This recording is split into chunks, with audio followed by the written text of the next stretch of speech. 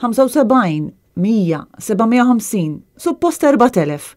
Ħadd ma jaf kemm hemm jew kemm suppost se jkun hemm studenti fil-famuża Università tal-Ġordaniżi f'Baċir numru 1.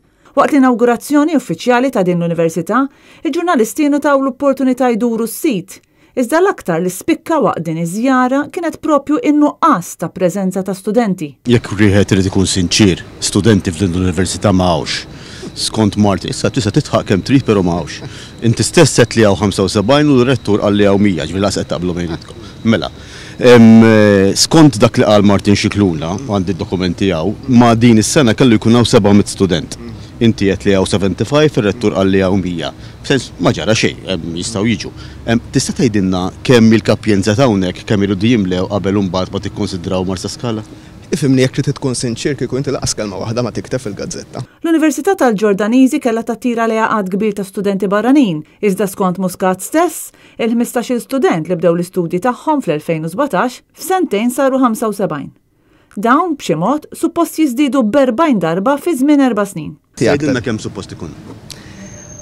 L-Università għandha diġà l-commitment li huma ċari ħafna f'dak li għandu x'jaqsam mal-kuntratt. Il-kuntratt jgħid 4000 student 5 snin wara li tiġi komplita. Waqt din iż-żjara ta' Muscat spikkat id-distanza miżmuma bejn il-Prim Ministru u Adrian Hillman li llum hu r-rappreżentant tal-Gvern fuq il-Bord tat-Trustees fl-American University.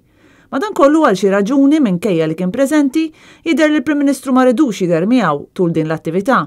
Adrian Hillman u isem ieħor li der fil-Panama Papers u li dwaru għaddej inkjesta maġisterjali fuq akkużi ta' ħasil ta' flus. Iżda skont Muscat u m'għandux problema b'Hillman. Ma nafx għalfejn, m'hawnx Adrian Hillman jakkumpanjak bħala rappreżentant fil-Gvern.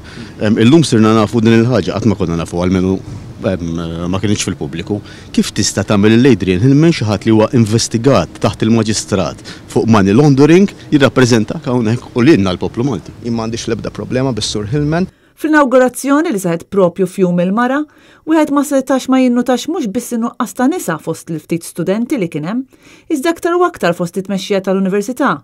Università li possibilment qed toffri aktar korsijiet milli għandha studenti.